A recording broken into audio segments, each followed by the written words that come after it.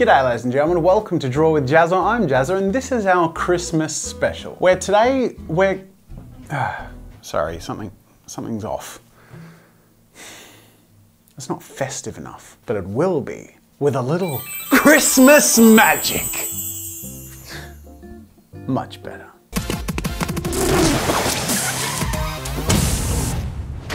G'day ladies and gentlemen, welcome to Draw with Jazza. I'm Jazza and today I'm going to be creating an epic, arty gingerbread house. Let me just grab one I prepared earlier from my Santa's sack under the table. Referring to a sack under the table sounds a bit dodgy, but just ignore that. This is a gingerbread house kit, and as you can imagine, it's a kit that you use to build a gingerbread house. The first part of this video is actually an unboxing video.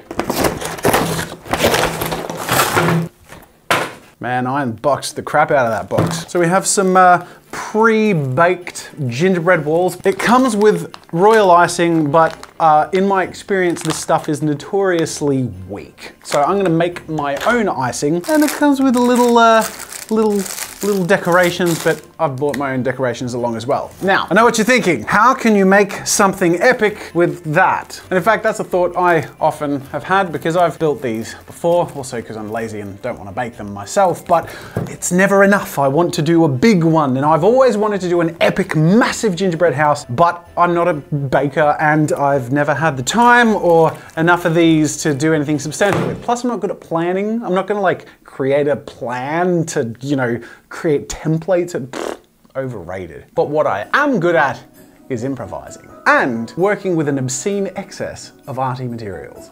What's this? I have another one, but I think there's more down here. There's another one, and another one, and another one, and another one, and another two, and oh my God, it just keeps going. I feel like this might be plenty, but you guys know me. If I can take it further, I will. If I dig really deep into Santa's sack. That sounds really bad. It's a very big sack. God damn it. I have 6 more boxes of gingerbread, but I mean, the problem is that they're green boxes, and due to the Christmas magic, they're gonna be green screened out. So I'll just put these down over here. I think it's safe to say I have plenty to work with here, and I feel like even though I have no plans, I have plenty of room to make mistakes and try and just go nuts on this, which is something I've always wanted to do. So while I have enough to get started on an epic gingerbread creation, I need to first lay a foundation, which means that the first tools I'm gonna be using aren't kitchen tools, they're power tools. The first thing I do is prepare my base. Now, normally a simple cake base would do fine, but I plan to make something really big. So I've bought a piece of MDF timber which I screw some handles to either side of so that I can properly support the multiple cake bases I'll be using. Next, I lay down 2 large cake bases for the base area and break up the 3rd large cake base so that I have some jagged edges and an organic shape, which I use then to cut foam around following those edges, making an organic terrain effect for my epic creation. I cut some thinner pieces of foam up to go outside of the highest area of the terrain, and with the land laid out, I glue it all together, wrapped inside a layer or 2 of tin foil. When it's all glued and wrapped up, I glue the land to the base, and then I'm ready to move on to the gingerbread. Okay, so I have a base ready for what is to be my epic gingerbread creation. There is a problem, I'm sure you can see it. Green screen and tin foil, in hindsight, not a great combination. So let's just roll back the Christmas magic. So I've created a surface that has a bit of a moat around this larger land area. My plan is to create a medieval gingerbread village and an epic arty castle. I, again, have no schematics or plans, but I'm gonna have fun with this. So basically, my plan is to bring this off to the side like this. I don't have much table area to work with. Maybe I'll put it on an angle. That seems to work. And then perhaps in Santa's sack, we could, there we go. A cutting board and,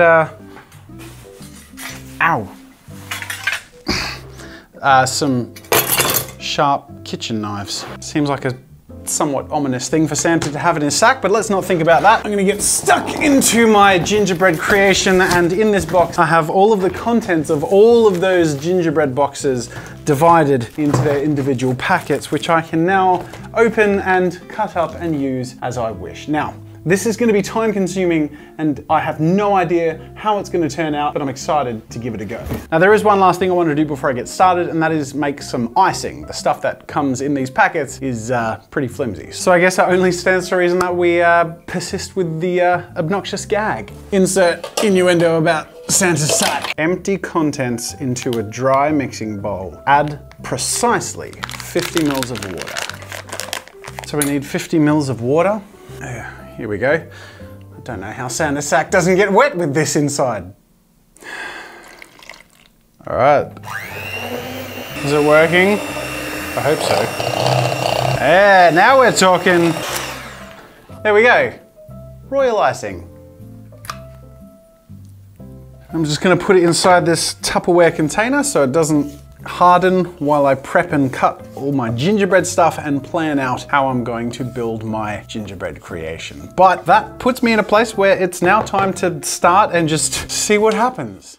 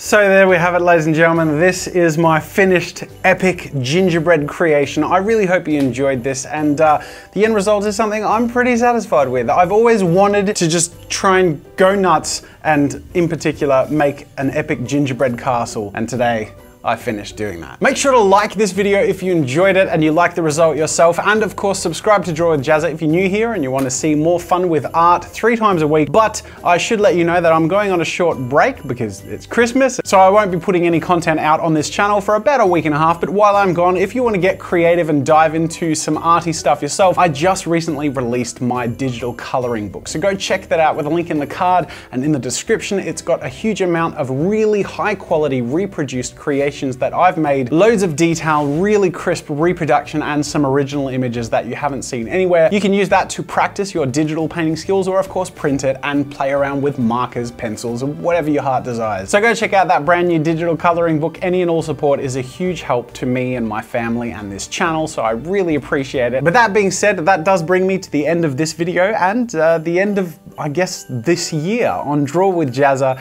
It's been amazing to say the least, and I just want to thank you all so much for being an incredible part of this community and making stuff like this possible. Your support just by watching this channel and being a part of the community has over time made Draw with Jazza something that has enabled me to have a lot of fun with you guys with the creative process, and I'm really thankful for that. So happy holidays, thank you so much for watching, and until next time and next year, I'll see you later. Make sure to subscribe to my channel to see more of my videos. And while you're at it, check out my shop where I sell ebooks, brushes, photo references, video courses, and more. There's another video you might enjoy from my channel over there, and you can also check out my behind the scenes daily vlog channel, Daily Jazza. That's it for now, and until next time, I'll see you later.